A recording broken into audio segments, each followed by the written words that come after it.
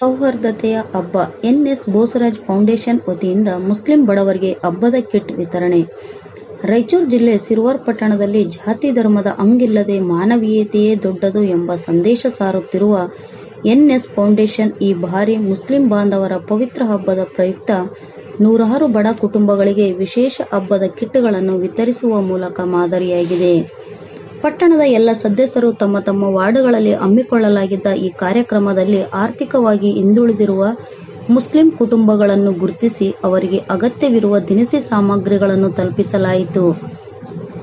ಸೌಹಾರ್ದತೆ ಮೆರೆದ ಫೌಂಡೇಶನ್ ಎಲ್ಲಾ ಧರ್ಮದವರು ಒಟ್ಟಾಗಿ ಸೌಹಾರ್ದತೆಯಿಂದ ಬಾಳಬೇಕು. ಹಬ್ಬದ ಸಂಭ್ರಮವು ಕೇವಲ ಶ್ರೀಮಂತರಿಗೆ ಸೀಮಿತವಾಗಿರದೆ ಪ್ರತಿಯೊಬ್ಬ ಬಡವನ ಮನೆಯಲ್ಲೂ ಹಬ್ಬದ ಸಂಭ್ರಮ ಎದ್ದು ಕಾಣಬೇಕು ಎಂಬ ಆಶಯ ನಮ್ಮ ಸಚಿವರದ್ದು ಹಾಗೂ ಶಾಸಕರದ್ದು ಎಂದು ಪಟ್ಟಣ ಪಂಚಾಯಿತಿ ಅಧ್ಯಕ್ಷರಾದ ಹಾಜಿ ಚೌಧರಿ ಅವರು ಹೇಳಿದರು. ಫಲಾನುಭವಿಗಳ ಸಂತಸ ಕಿಟ್ಟು ಪಡೆದ ಹಿರಿಯ ಮಹಿಳೆಯೊಬ್ಬರು ಮಾತನಾಡಿ, ಹಬ್ಬದ ಸಮಯದಲ್ಲಿ ದಿನಸಿ ವಸ್ತುಗಳ ಬೆಲೆ ಏರಿಕೆಯಾಗಿರುವುದರಿಂದ ಕಷ್ಟವಾಗಿತ್ತು.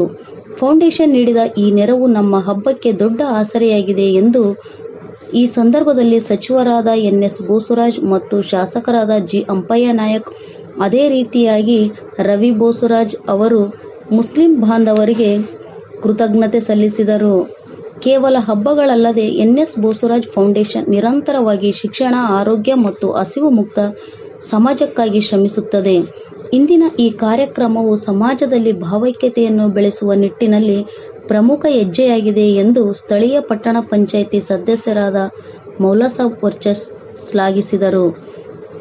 ಕಾರ್ಯಕ್ರಮದಲ್ಲಿ ಫೌಂಡೇಶನ್ ಪದಾಧಿಕಾರಿಗಳು, ಪಟ್ಟಣ ಪಂಚಾಯಿತಿ ಸದಸ್ಯರಾದ ಹಾಸನ್ ಅಲಿ ಸಾಬ್, ಸ್ಥಳೀಯ ಧಾರ್ಮಿಕ ಮುಖಂಡರಾದ ಪಾಷಾ ಬಡಿಗೇರ್, ಬಾಬು ಹಾಗೂ ಸಮಾಜ ಸೇವಕರು ಉಪಸ್ಥಿತರಿದ್ದರು.